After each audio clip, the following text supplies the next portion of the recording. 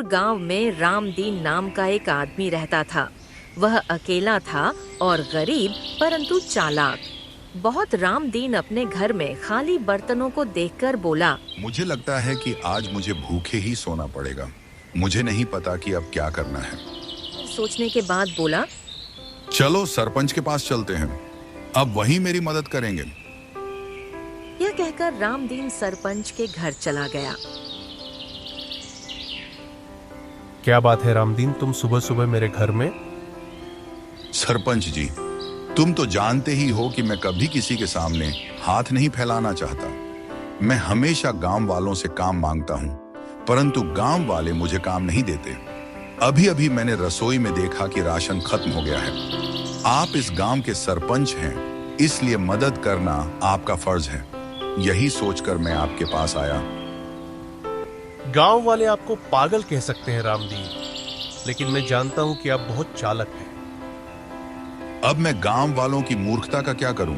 वे मेरी बात का दूसरा मतलब निकाल लेते हैं। मैं लोगों के सामने हाथ फैलाता हूं काम मांगने के लिए, भीख मांगने के लिए नहीं।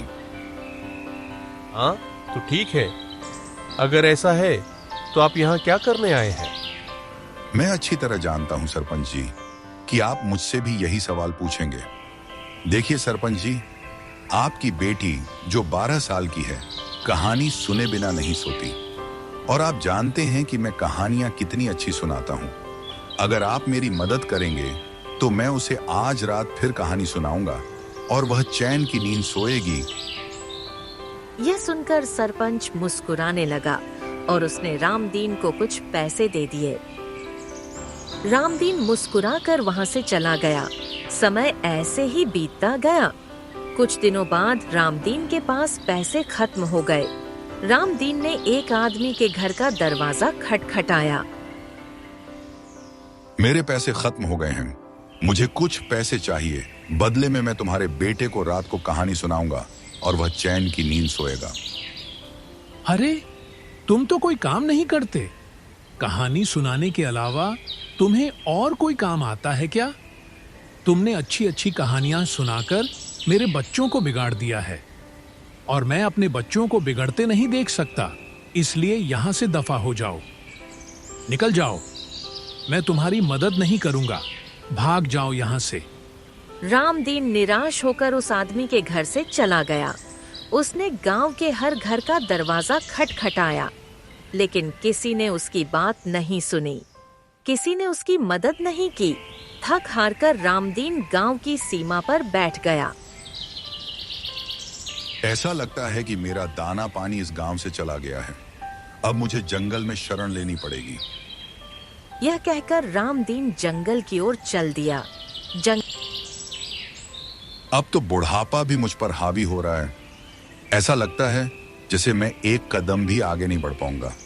भूख के कारण मेरा शरीर भी कमजोर होता जा रहा है। तभी उसकी नजर एक झोपड़ी पर पड़ी। देखकर वह चौंक गया। झोपड़ी है जिसके बारे में गांव वाले कहते हैं कि इसमें राक्षस रहता है, लेकिन मुझे तो यहाँ सन्नाटा नजर आ रहा है। चलो अंदर चलकर देखते हैं कि यहाँ कौन सा राक्षस रहता है। यह कहकर रामदीन झोपड़ी के अंदर चला गया।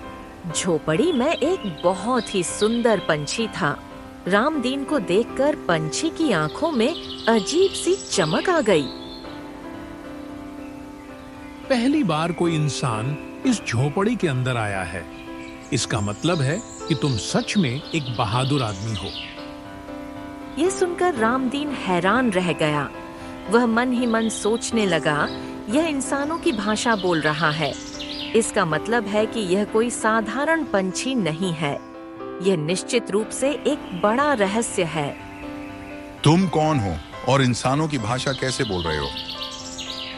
मैं तुम्हें अभी यह नहीं बता सकता। मेरी बात ध्यान से सुनो। अगर तुम मुझे आजाद करोगे तो मैं तुम्हारी 3 इच्छाएं पूरी कर सकता हूँ। तुझ में ऐसी कौन सी शक्ति है कि तू मेरी 3 इच्छाएं पूरी कर सकता है? तेरे चेहरे पर अजीब सी चमक है। तू एक समझदार आदमी है। तू समझ सकता है कि मैं मजाक नहीं कर रहा हूँ। अब बता, तेरी पहली इच्छा क्या है? रामदीन कुछ सोच के बोला, बुढ़ापे ने मेरी हड्डियां कमजोर कर दी हैं। मेरे चेहरे पर झुर्रियां बढ़ती जा रही हैं। मैं तेजी से बुढ़ापे की ओर बढ़ रहा हूं। हर बूढ़ा आदमी फिर से जवान, सुंदर और मजबूत होना चाहता है। वाह, तुम सचमुच एक बुद्धिमान हो। तुमने ऐसी इच्छा मांगी कि एक आदमी इसे पाने के लिए कुछ भी करने को तैयार है। जाओ, तुम फिर से सुंदर और जवान हो जाओगे। अगले ही पल वह एक बहुत ही सुंदर लड़के में बदल गया। अब अपनी दूसरी इच्छा बताओ।